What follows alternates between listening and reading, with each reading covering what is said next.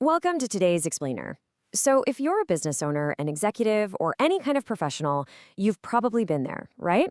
Sitting in that dreaded budget meeting, armed with literally nothing but a spreadsheet and a prayer, trying desperately to justify the massive expense of a corporate event.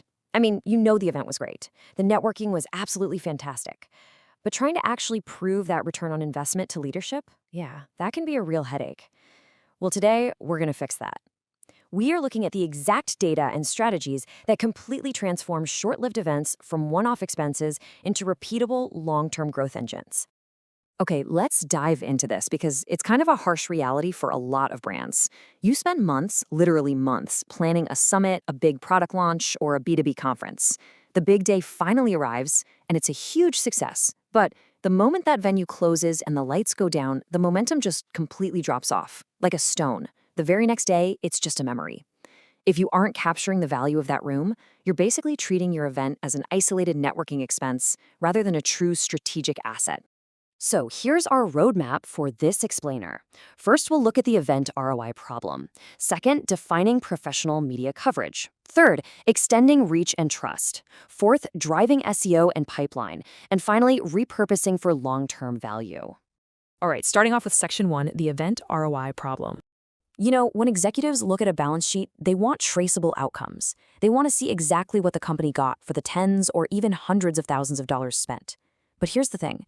Without a structured media strategy in place, your events just become experimental line items instead of repeatable growth levers.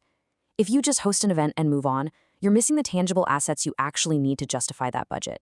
You completely miss out on the crucial editorial backlinks, those sustained brand search spikes, and the downstream lead exposure that actually proves your event-generated business.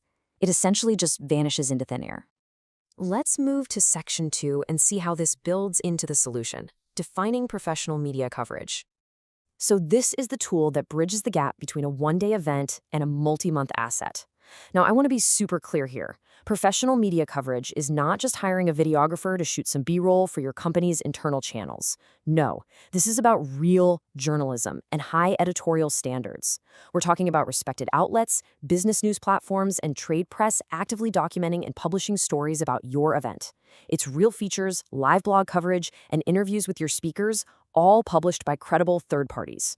The comparison here is pretty stark. The old way relies heavily on raw event content. You know, unedited photography, standard internal press release recaps, stuff you just post on your own channels. And hey, that's fine, but it really doesn't move the needle.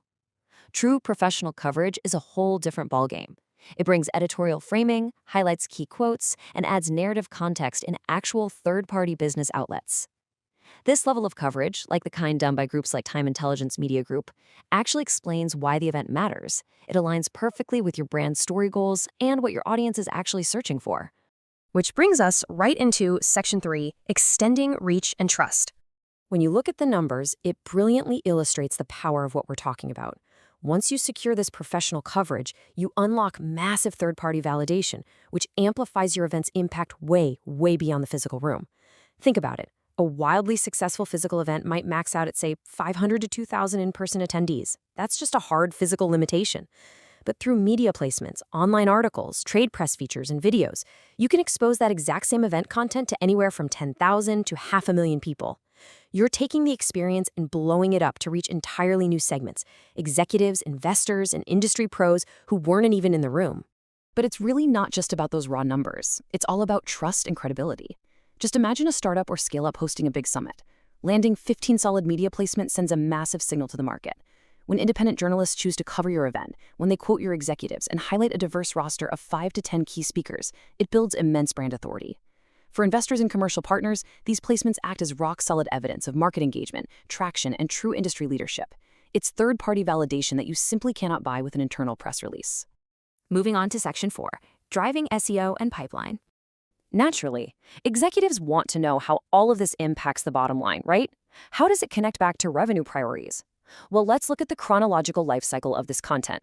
On the actual event day, you get your live coverage and immediate social shares. That's great. But over the next 12 months, those published articles start generating highly valuable editorial backlinks pointing straight to your site, which builds serious topical authority. Fast forward to 24 months out, and you could have this incredible ecosystem of 20 to 50 coverage pieces. If an article is titled, say, Top 10 Takeaways from the 2026 UK FinTech Summit, it's going to keep attracting search traffic long after the venue doors closed. It captures people researching related trends and vendor names, effectively extending your event's value directly into future buying cycles. Now, what's really interesting about this next piece of data is how it changes everything. 15 to 20%. Some brands actively track the share of new leads that reference their event coverage during discovery calls. And when 15 to 20% of your inbound leads specifically mention a news-style coverage piece, a key quote, or a media recap video they saw, that is definitive proof. It proves your media strategy translates directly into measurable pipeline. Plus, your sales teams can take the social proof and embed it into email templates and proposal decks, making it incredibly easy to justify those event budgets as true revenue-generating investments. Finally, let's look at Section 5, repurposing for long-term value. So to consistently hit that 15 to 20% mark, you need an ecosystem that stretches a single event across multiple months.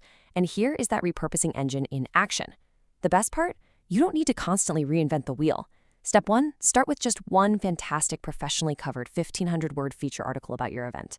Step 2, take that single article and break it down into a punchy 10-part LinkedIn series, and maybe even craft a 5-minute video summary from the interviews. Step 3, package all that rich data, those same great quotes and the professional images, into a downloadable Event Insights PDF. Just like that, one single piece of editorial coverage is feeding your nurture campaigns, your internal training, and your sales enablement materials for months on end. When you structure it this way, event coverage suddenly becomes a core component of your ongoing marketing, and measuring the ROI becomes totally straightforward. Over the 6 to 12 months following your big event, you just track the referral traffic hitting your landing pages from these articles. You use your SEO tools to count those new editorial backlinks. You monitor the clear spikes in your brand search volume. And absolutely most importantly, you track that downstream lead generation.